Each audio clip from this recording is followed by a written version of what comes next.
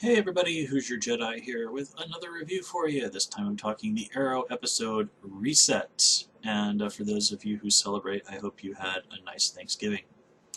So let's just kind of get right into it.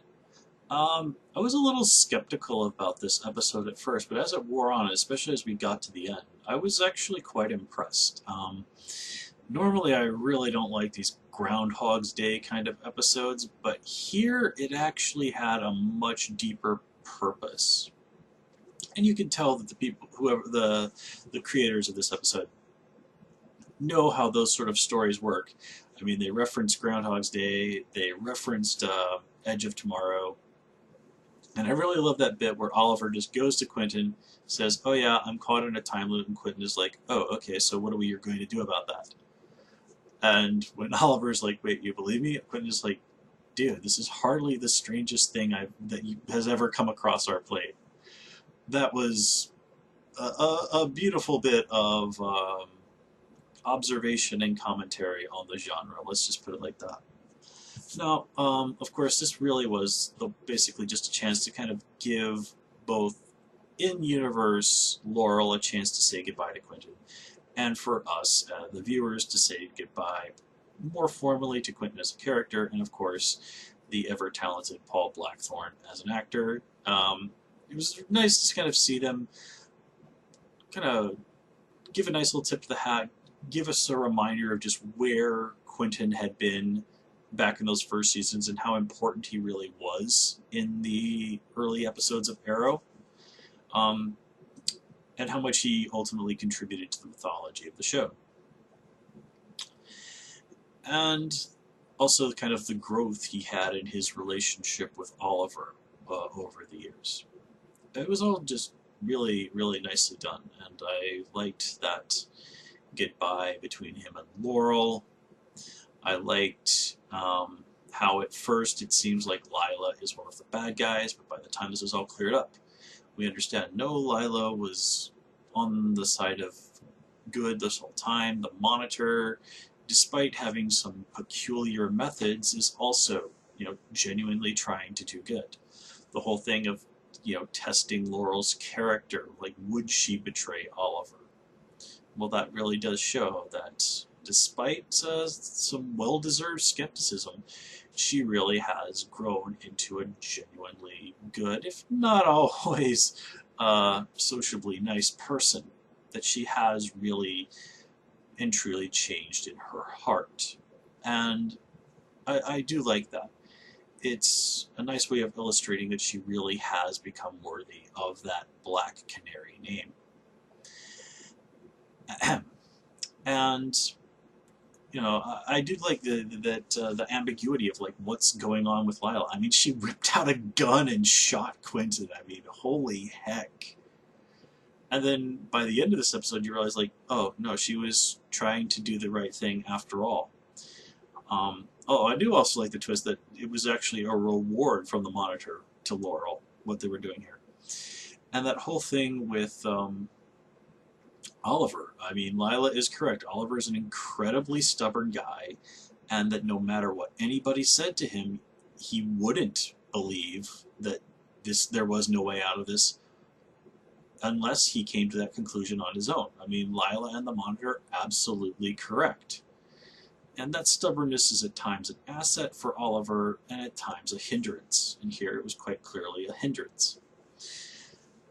And it is really a nice illustration that you do have to accept the inevitable in life, that you do have to accept sometimes sad and terrible things. You have to accept loss. I mean, this episode especially resonated with me because, not even 3 weeks ago, my grandfather died. And at the end, my aunt was kind of acting as a bit of a nurse to him. He was in pretty rough shape, and she and my stepmom had to really do a lot to take care of him. And I remember a conversation I had with her on the phone, asking about how it was going. And she said something that actually is really in keeping with what we see here in this episode. And she said, if I thought this would keep him alive, I would do this for 100 years. But I know that that he doesn't really have much time left. And this is, of course, before he died. Just a few days before he died, as a matter of fact. And I mean, my grandfather was 85 years old. He'd been having really serious problems with cancer for the last 8 months before he passed. So it's not as if I didn't know the end had come. And yet, knowing the inevitable was coming and then having it arrive, you always remember those sort of moments right before you get that, you hear the words that let you know someone you love is gone. I remember my grandfather's voice years ago when he came to tell me my grandmother had passed away. You know, his wife of many decades. For a long time, I couldn't sit in the chair that I was sitting in when he gave me that news. I didn't even like to look at it. I mean, it was just a chair, but it was just too much of a reminder. And I was sitting when I got the call about him passing, where I am right now. I had my phone right here on my desk next to me. And it rang. And I saw that it was my dad. And I knew. I mean, it was 11 p.m. at night here. I knew what was coming. And I picked up the phone, and he told me my grandfather had passed away about 40 minutes before. I believe he was at work, and it took him some time to get home to do that. And, you know, he was my dad, and it was his father that passed, so it was only right that he be the one to call and tell me. And even knowing what was coming, especially those final days, those final 2 weeks, I knew the end was almost here. Accepting that, and well, I think you can see how, if I start talking about it, how really raw it still is. And that was just me losing one person who I knew their time was almost up. Oliver, in this episode, is facing losing everything. He's the one who's going away. And I can't imagine what that would be like. And knowing that it's a choice he has to make to go away, to die, to sacrifice himself. But if you love, there's someone in your life you love, you know that that's a sacrifice you would willingly make.